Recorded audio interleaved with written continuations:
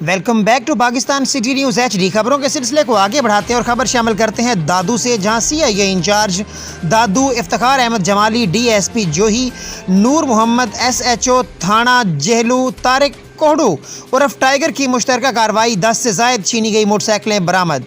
मज़ीद देखते हैं इस हवाले से इमरान थियानो की ये रिपोर्ट।